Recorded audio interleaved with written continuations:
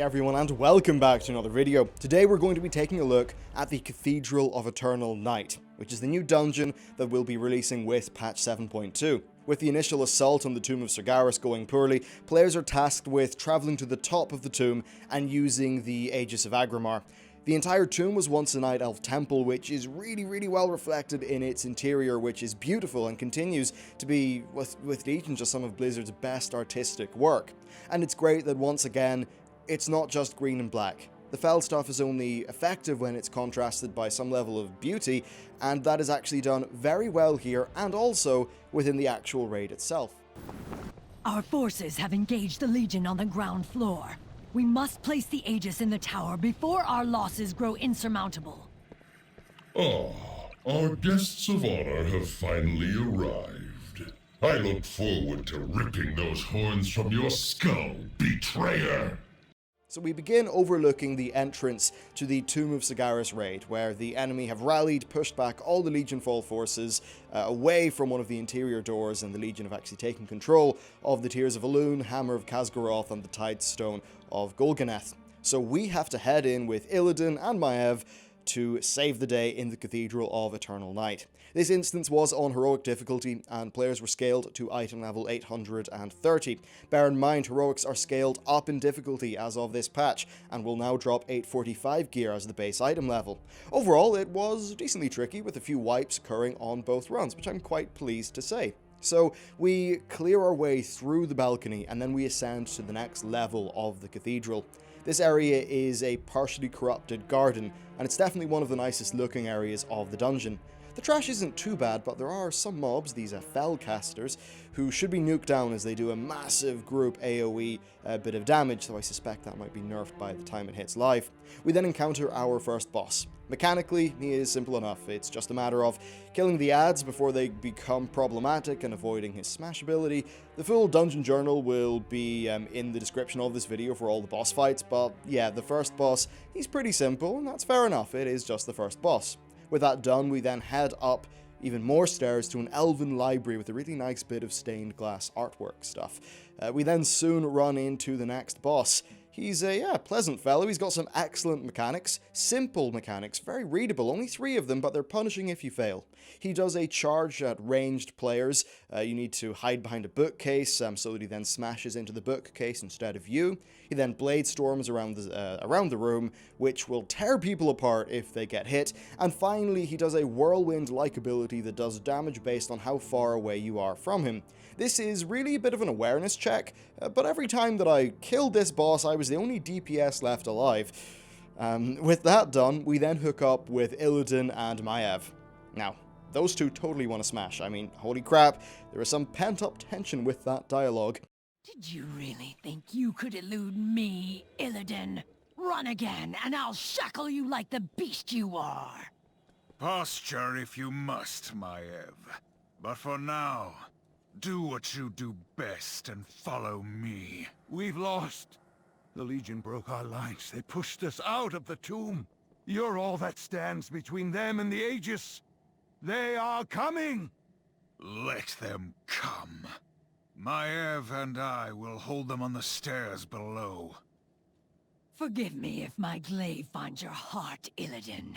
With so many demons about, it's hard to distinguish you from the rest of this filth. It was a really cool moment though, and the final room that we enter is visually fantastic. There's a real contrast to the pristine garden that we were in earlier. The next boss is Domitax, who is leading the Legion assault on the Aegis of Agrimar. He spawns in portals full of ads, so players need to destroy those portals, else they'll be overrun. Unfortunately, it bugged out on both of my kills after both parties initially wiped because nobody else killed the portal guardians.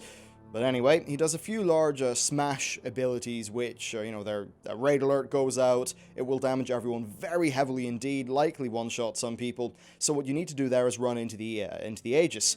Running in there will decrease the damage that you do by 50%, but also will decrease the damage that you take by 50%. Now, it's basically just a matter of rinse and repeat with that. With Domitax dead, Mephistroth enters the room. Alone at last. we, along with Illidan, need to defeat him, and what follows is a really cool encounter that actually feels closer to a raid fight than most dungeon ones do.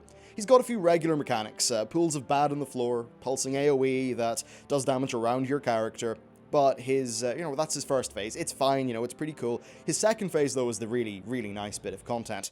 You cannot withstand the power of the To Legion! me, heroes! Shield me with the Aegis while I tear this dreadlord from the shadows. Shadows of Mephistroth appear around the room, and they hurl balls of shadow stuff at Illidan. Now, Illidan is he's doing a spell to reveal Mephistroth's, true location. Now, every time he's hit by one of those shadow orbs, his spell cast is lengthened, so a player needs to pick up the Aegis of Agrimar and use it sort of to face, you face at the shadow ball and absorb it. So you've got one player who's doing that, managing all of these balls that are going in towards Illidan, and then the other players need to destroy the actual shadows of Mephistroth which spawn. It's a really, really cool fight, and then just phase 1 and 2, rinse and repeat until the encounter is over. And then some really, really cool lore happens. What is this? Can it be? The Guardian. In ages past, this shield defended the young world soul against madness and corruption. Today, it serves those who fight for Azeroth.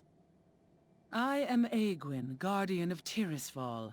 I left behind this echo of my power as a safeguard, in the event that the wards I put in place to protect the tomb failed.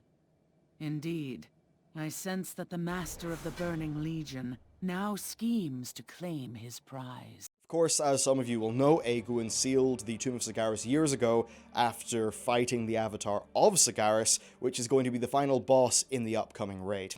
Overall, this is an excellent dungeon. It's a great addition to Legion's roster, and overall, a great bit of content.